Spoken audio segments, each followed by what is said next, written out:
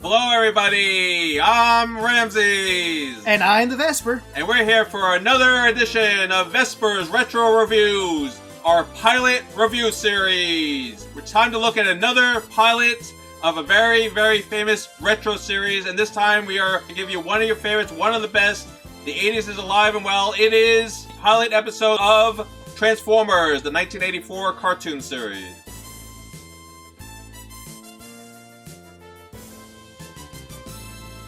So it's time to look at one of the most famous cartoons that many, many kids grew up with in the 80s. Famous toy line, famous series, famous comic books, 1980s, Transformers, Hasbro. Oh, this is going to be so much fun. It's a 3-part pilot episode, and it was supposed to be all there was, by the way. It was supposed to be, that was it, advertise the toys, and we're done. But it grew to be so popular that they had to do a whole series out of it.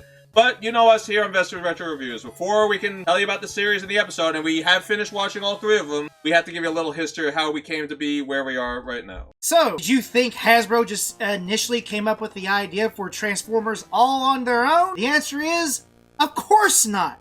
Why come up with something on your own? We can easily copy it from another company. And Ramses, what company did they copy it from? Well, that would be Takara, a Japanese toy company very famous for its Diaclone and Microman toy lines. That's right, Ramses, because in 1980, the Takara Toys launched the toy line of the Diaclones.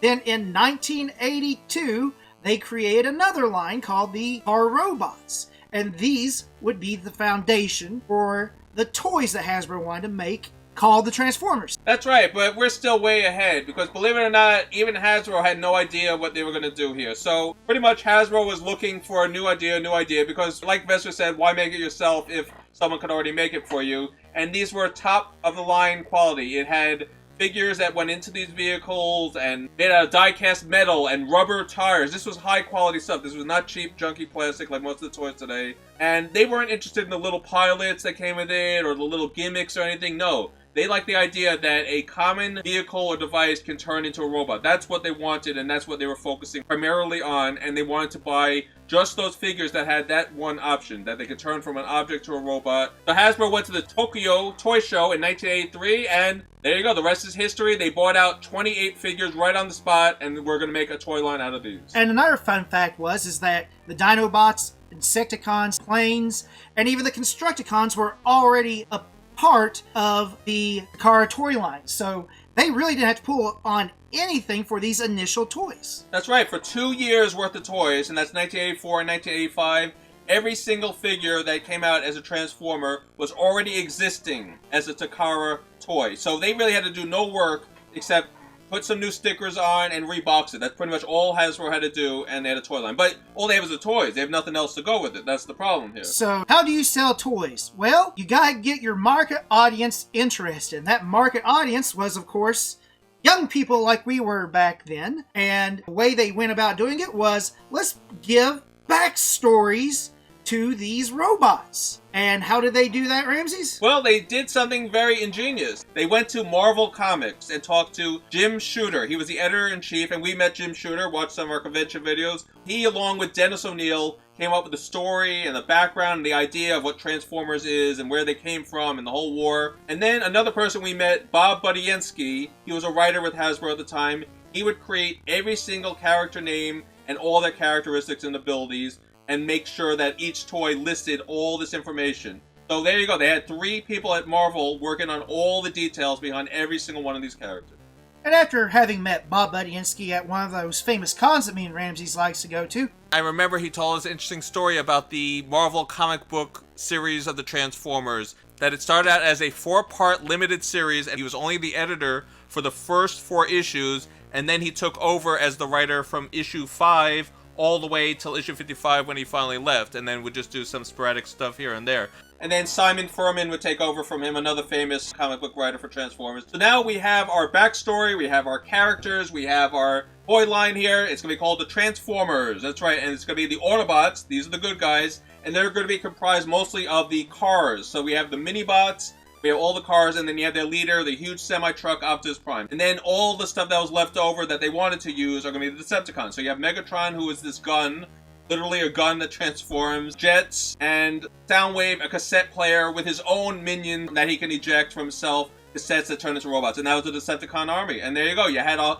whole toy line built on all these figures and characters that they created from Marvel's help, and the Transformers was born from there. So, after coming up with the background stories, you have a comic. Now, best way to get to every kid out there is to make it a TV series. A 3-part cartoon series, and that's what we're about to review for you right now. 3-part pilot that started it all, the origins of the Transformers, going from their war on Cybertron to the moments they land on Earth in 1984, and everything that continued on from there. So, hopefully that helped you a little bit with the background of Transformers. I know you all have your own memories of getting the toys and looking at the cartoons and comics, but realize there was a history here. It's not a long history, but it's an important history to know that an existing toy line was given life by Marvel and Hasbro to create what is the Transformers. It's very cool, and I can't wait to look at these 3 pilot episodes. Oh, and one more thing. Thank you again, Japan, because without you, we wouldn't have the Transformers. Very well said, Vespor. And now, let's get to our review of More Than Meets the Eye, Part 1 of the pilot episode of Transformers. Here we go. The first episode of the Transformers 1984 TV cartoon series was More Than Meets the Eye Part 1. It was written by George Arthur Bloom, and it originally aired on September 17, 1984 in syndication.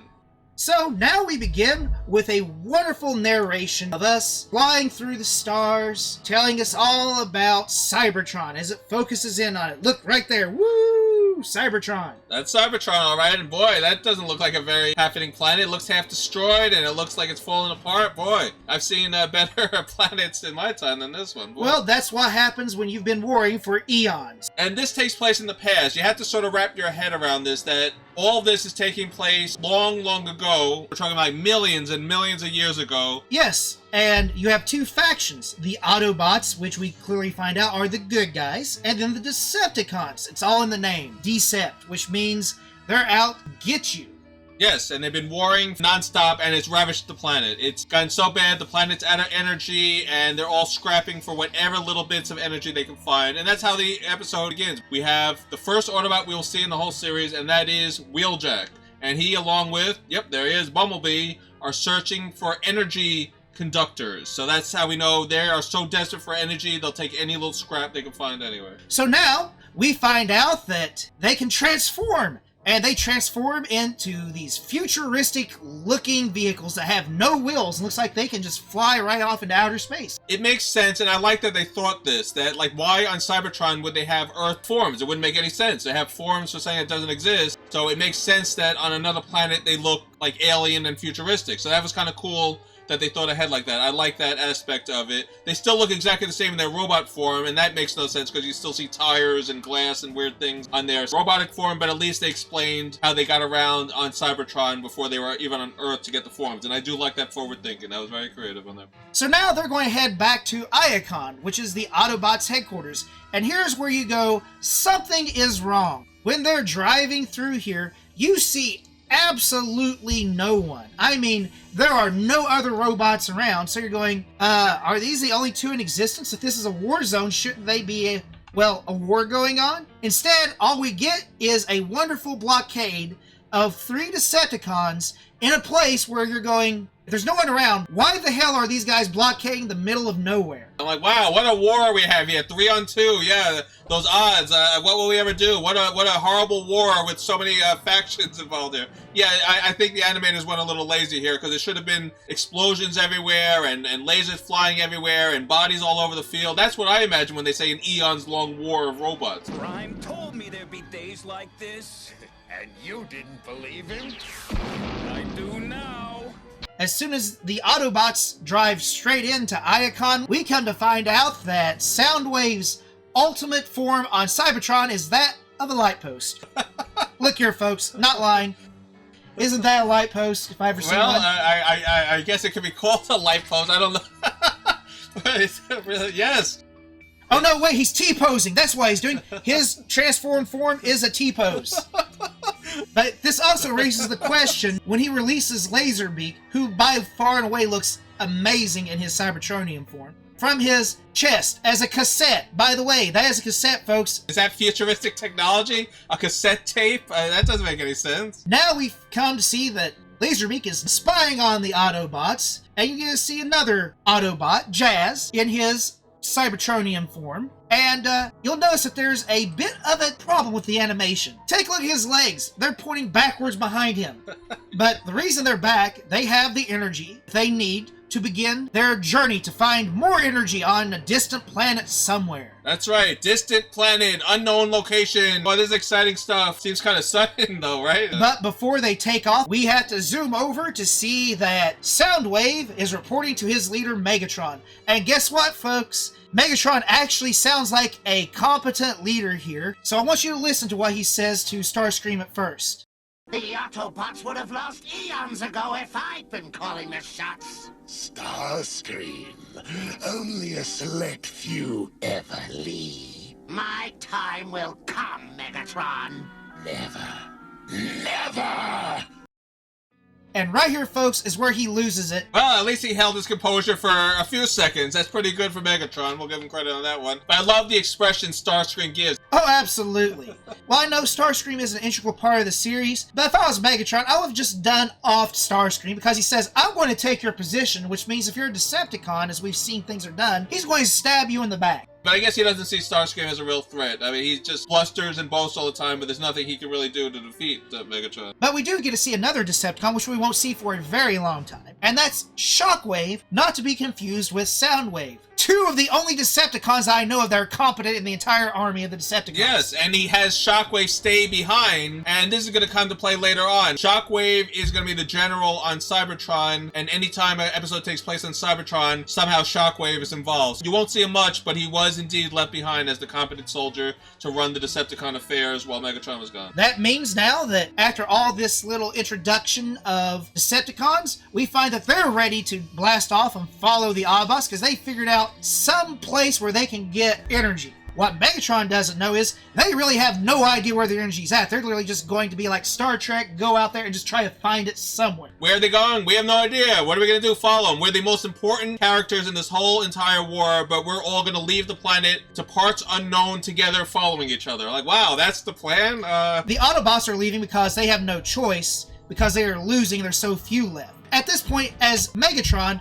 wouldn't you want him to leave? That means you won because he literally took all the Autobots with him. I'm saying the same exact thing. Optimus Prime and the generals and the most important Autobots are all on this one ship. You have no idea where they're going, but they're leaving. You won, Megatron. No, we are going to follow them. We have no idea where they're going or what they're doing, but we're going to take our forces, our most important officers also, and follow them aimlessly. I'm like, what? Well, to be fair, that if you hadn't followed him, it'd be like, all right, Ramses, roll the end credits. We're done here. I like the first episode. I like the first season of Transformers, but I think the plot of why they wound up on Earth makes no sense. And you know what? They seem to lack a little bit of foresight. All these advanced civilizations, yet they don't notice that their flight path is going to literally take them between two exploding asteroids. I know we don't know how much time passes because it's a cartoon and you gotta speed things along, but if we're going by the time pass in the cartoon, pretty much a few seconds pass after they launch from Cybertron for two meteors to explode right in front of them and cause a meteor shower. Oh, and by the way, these asteroids are not small. Yeah, they're pretty much moons or planets colliding right in front of them,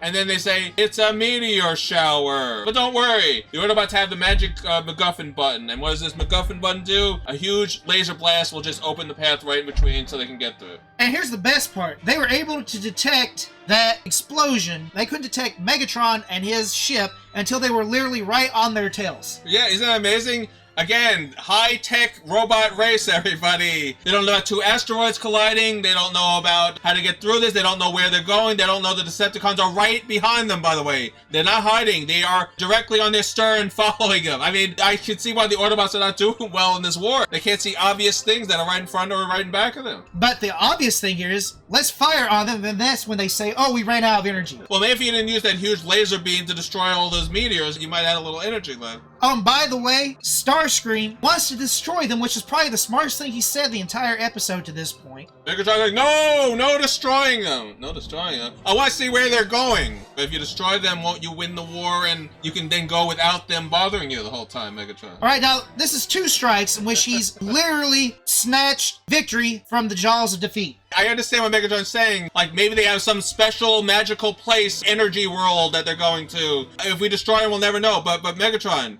You've been trying to destroy them for millions and millions of years. You have all the most important Autobots on that one ship right in front of you. All you have to do is destroy it and your problems are over. No, Starscream, how dare you suggest such a thing? After this announcement, they decide instead to board the Ark, which you're going, that makes no sense. Yeah, why are they doing that? Well, obviously because they've been spotted, and Optimus, which is absolutely hilarious in the middle of space, trying to swerve and go in and out and do all these fancy maneuvers to lose them. I'm like, that's not how that worked. And because of this, Megatron's like, we'll board them and take them.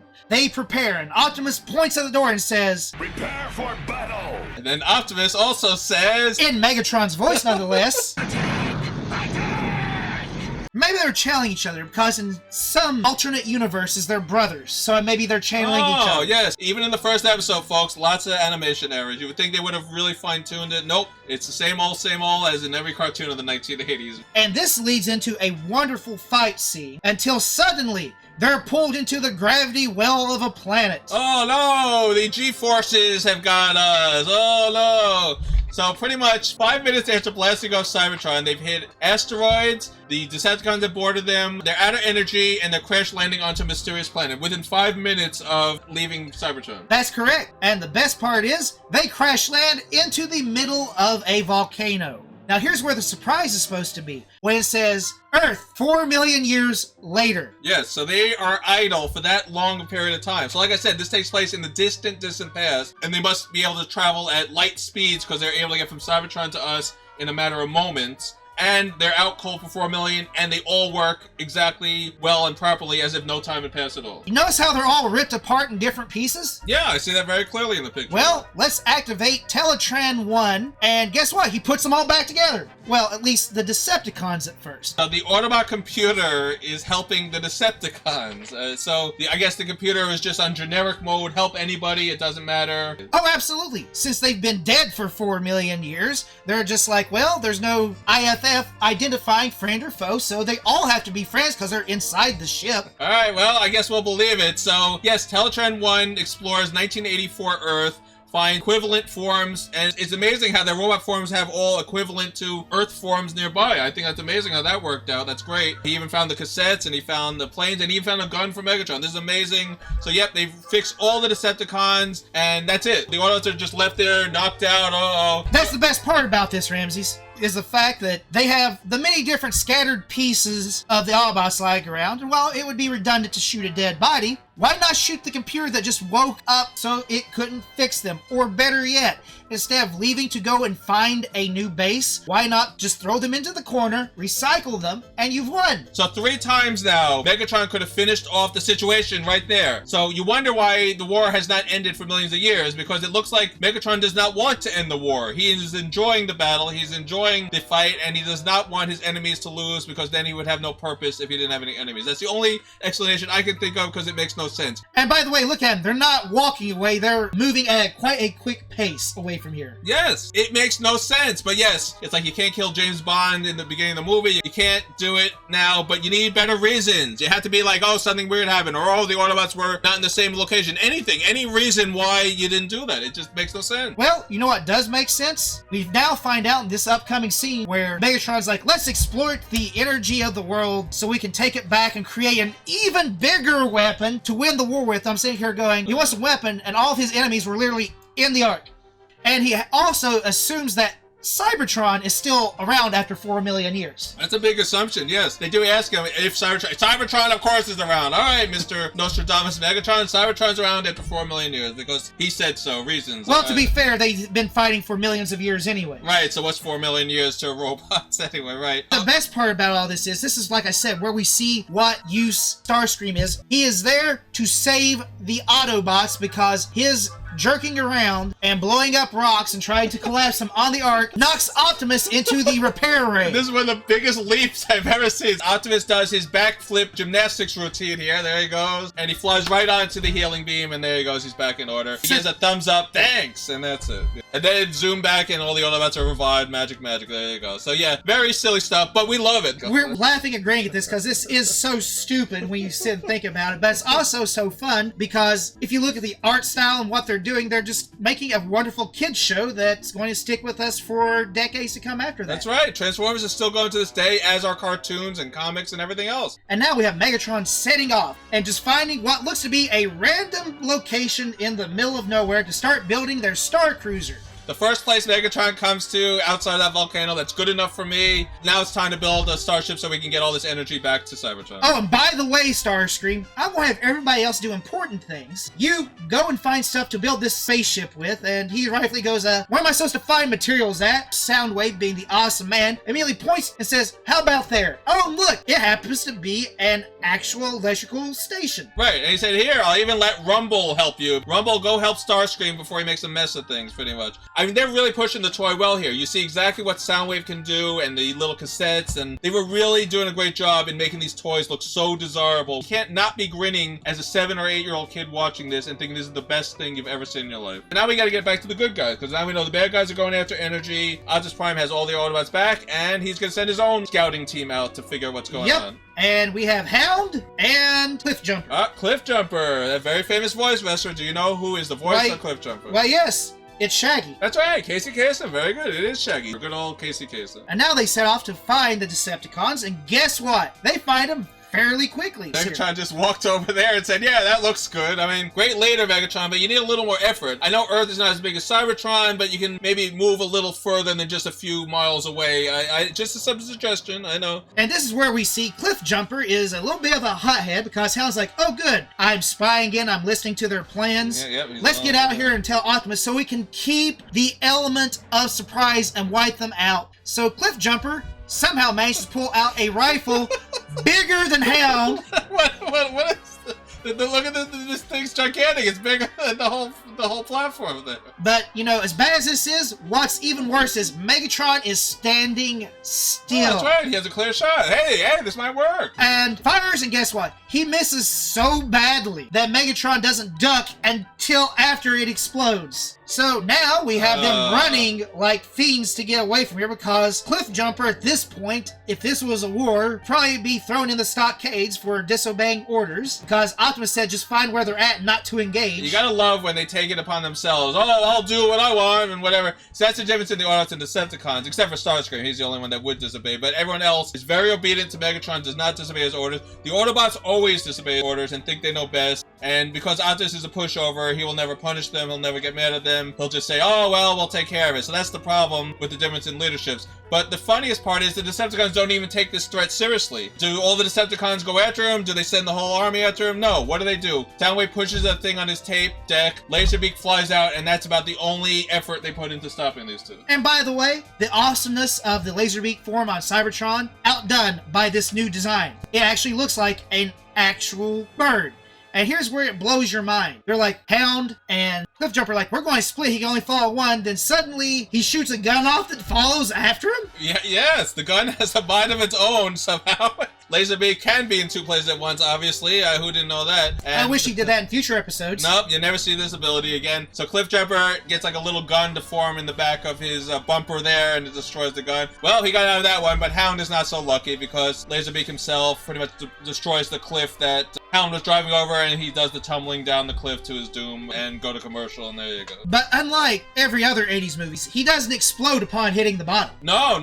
He pretty much just rolls down. We come back from commercial break, and he's moaning, and Cliffjumper's already returning with help, so we have to assume a lot of time has passed. Poor Hound has just been lying there the whole time. Who's that yellow robot right there? They call him Hauler, but it's not really anything but a one-and-done type of character. You never see this character ever again in the whole series. They had Grapple in Season 2, but that's not Grapple. That is Hauler. Hauler is just a hauling drone, as they call it. I'll tell you, it's a good thing they had him on the Ark. He was ready to go. Whenever they need help, they just get Hauler out there, and they can haul you right back in. Absolutely, and here's the best part about this. There's actually some banter here that's definitely not meant for the kids, where he says, I'm sorry, Hound. It's my fault. I shouldn't have fired on Megatron. You shouldn't have missed, you mean? Huh? Yeah, Right! Yep, so there you go. Don't miss. So now we have Megatron getting word back from Laserbeak nonetheless that they found a wonderful supply of Energon. That's right. In this offshore platform, right? So we already met humans earlier. We should have mentioned that there was a human named Joe that got freaked out by Ravage and pretty much got chased away, and that was the end of them. Now we're going to meet more humans on this offshore platform, and it's a lot of generic-looking guys just wearing hard hats and just doing absolutely nothing but moving their arms around. I don't even know what they're doing here. But yes, a huge supply of oil. I guess they're going to fill the Energon cubes with it, and that's Megatron's great plan here on this offshore platform.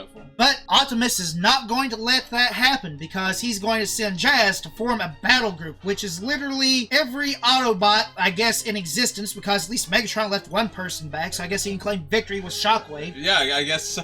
So now this is called we have to name all these characters for the Toyline moment of our show here. So they're going to do roll call and name every single Autobot character here and show them transforming. So there's Jazz, there's Wheeljack, there's Ironheart, there's Ratchet, blah, blah, blah, yeah. And they're going to show them do their transformations, and it's really cool, and they're very in detailed and very in depth. Let's roll. He doesn't say roll out, he says let's roll. Still very cool. Watching Optimus chug along in his truck with the smoke coming out of his stacks as he's leading them all down the path there. Very cool stuff. Oh, absolutely. But now we are going to meet the humans that are going to become the main focal point of at least first two seasons. And that would be Sparkplug and Spike, Witwicky. And they don't really explain the story. Why are they both working this oil rig? Is this a father and son thing? Spike looks like he's 16 years old. They don't really explain the relationship of why Spike and his father are working at this offshore rig together. And is this their job? Is this their business? Are they volunteer? I don't know. One thing I do know is Joe from earlier and all of them were wearing the exact same matching outfit, so I'm going to assume they work for the same company. But I do know one thing. If Sparkplug and Spike are working on an oil platform, these dudes have money coming out their ears. Now, the reason why I say this makes no sense, because in later episodes, they're going to have different jobs, they're going to have a garage, they're going to have a business, so I don't think there's any official canon on what Sparkplug and Spike really work. Well, I don't know about that, but what I do know is, if I see giant flying robots land on my rig, I'm not going to throw wrenches and pop cans at them. Oh, look at this, yes! Let's get him! I always love that reaction. You see 20-foot robots landing with huge weapons and not looking nice. What's your first reaction? Let's throw random junk at them, because that will stop them for whatever reason. Well, to be fair, Megatron didn't take it seriously, picked up that pipe and threw it at him and knocked him off of the drilling platform. This is the silliness of the series right here. The humans interacting with the Decepticons is always awkward because you know in the 80s cartoon they're not going to kill anybody, but you know that if the Decepticons really were the Decepticons, they would kill these humans because they're minor insignificant beings that they just want to get rid of. But they have to sort of remove them harmlessly somehow and get them out of the picture. We find out that Energon is just basically oil, I guess, because they put it in the glowing cubes that Soundwave made, and then when you compress it, oil apparently glows. Earlier in the actual cartoon, Optimus Prime, when it's reported back to him, has no idea what Energon is. So we're now finding this out for the first time that Energon is oil compressed together. There you go. Who knew? Get used to this, though, because Energon cubes are going to become a very big plot point of many, many, many, many episodes. But Energon, Energon, Energon. That's what it's always been about, and that's what it'll always be about. And it looks like all you have to do is put any energy source into one of these cubes. It'll glow, and there you go. You got Energon. Oh, watch out! Optimus, don't fire and hit! Oh, wait a second. That was kind of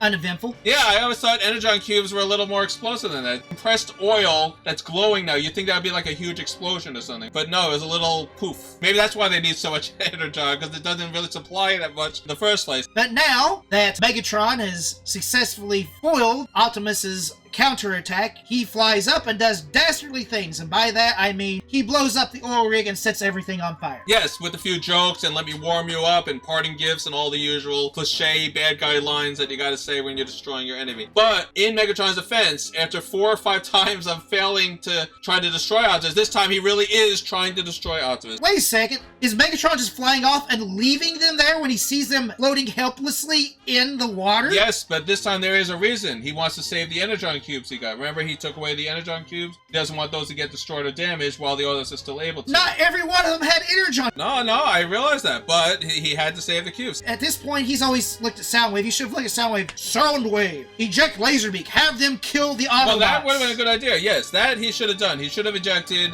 some of these cassettes to take care of this. He who flees and runs away lives to die another day. That's the old saying, and I think that's what he did here. He was like, well, I'm out of here. Bye. Yeah, you go save the humans, and we'll just fly off with the Energon, and we'll do this again later. Optimus does reach out as Sparkplug and Spike are like, help us, we're trapped. I'm sitting here going, well, you're not trapped within that iron tower. You are instead trapped by the flames. So this also makes no sense. Why can't Optimus just pick you all up and fly out of the way? Yeah, so the episode's almost over here, at least part 1. And he's gonna be like, I can't do anything, oh my god. And the fires are blazing everywhere, and they're screaming for help, and it's like, uh-oh, that's the end of it. Yeah, that's it. That's how the episode ends. Optimus helpless to save them. What will we ever do? Well, they give everything away, because right after this moment, they show next time on Transformers More Than Meets the Eye, and you see very clearly they're all just fine, and they're having battles all over the place. Thanks for spoiling everything, but yes, that's how the episode leaves us. Now, of course, we're going to give our final review of just episode 1, More Than Meets the Eye, part 1. That's it. That's all we are giving a star rating on at this point. But for now, our leader, Vespor himself, is going to review Transformers, More Than Meets the Eye, part 1, and go. Well, I'm going to say this right now. This was absolutely amazing. It's been a while since I've seen this episode. It was fun. It brought back a lot of memories. But I honestly forgot how many times that Megatron technically won the war in the first episode. The logic was flawed. And as an adult, you think of these things, where as a kid you're like, oh dude, it's giant robots fighting in space, avoiding asteroids exploding, volcanoes. Ah, it's awesome. As an adult going, why didn't Megatron just win multiple times? Or better yet, just say, bye-bye, Optimus. Overall, it was highly entertaining. I enjoyed it. It was great. This created a legacy that's still going to this day. For my final rating, I'm going to give this a solid 4 stars for a pilot. This was fun, it was entertaining, and made me want to see more. They did a lot of fighting. They weren't afraid to go there. And quite frankly, they only touched on the characters. They didn't develop them yet. I want to see how these characters are going to develop, especially Optimus, who later on becomes my most favorite of Transformers. This is a lot of fun. Now, I know what you're all thinking. Oh, it's just an advertisement. Yes, it is just an advertisement for a very popular toy line. They do not hide the fact. They have Hasbro's name all over the place when you're watching this in the credits. This is definitely a toy line-based cartoon. That doesn't mean it's bad. There are many, many great toy line-based cartoons. Transformers is one of my most favorite cartoons of all time. This is where it all started, and this episode is classic. We have a whole world of aliens, and they are in a war that's going on forever. They try to escape. They follow each other for whatever unknown silly reason. They're following each other to Earth. Many, many more years pass, and now we're on modern time Earth, and now we have to deal with the situation of being trapped on another planet with humans, the main inhabitant. It's a great idea. That's how you do it, and I think they handled it very well. I think this is some of the most fun I've ever had watching an 80s cartoon. There's He-Man, there's Thundercats, there's Ghostbusters, so many great cartoons, but when I saw Transformers, this is the coolest thing I've ever seen, and I have no regrets. I must have bought so many of these toys, and I still have a lot of them. There's a lot of problems in this episode, a lot of errors, a lot of animation errors, a lot of storyline errors, a lot of silly errors, like you have Megatron's voice coming out of his mouth, you have characters like Hauler, who we have no idea who these are, we have flying guns and laser beak. A lot of problems with this, but it's fun, and I can't imagine anyone not enjoying this. I'm giving this 4.5 stars, even better than Vespor. It is such a great start. It had me entranced the moment I saw it. I love the universe they built around it. I love the characters. I love the situation. The voice acting is great, and yeah, I can't wait for more. We hope you all enjoyed our look back at just the pilot episode. Please watch the original episode of Transformers if you haven't. You don't know what you're missing. It is a blast from the past like no other. You want retro vibes? Watch More Than Meets the Eye Part 1. You will not be disappointed. So yes, we are going to have to review the other two. We'll see how they match up. We can't wait to see how this all ends. This war is getting so exciting. Will Megatron finally defeat Optimus? Will Optimus finally show he's the leader he's meant to be? Will those Energon cubes ever stay together? Stay tuned to find out. Let us know, of course, what you think of Transformers, More Than Meets the Eye, Season 1, the whole series, anything you want. So be sure to like, comment, subscribe, and ring that bell. And we'll see you all next time, Vestor's Retro Reviews. Thanks for joining us for our look back at the pilot episode of Transformers, Part 1, that is.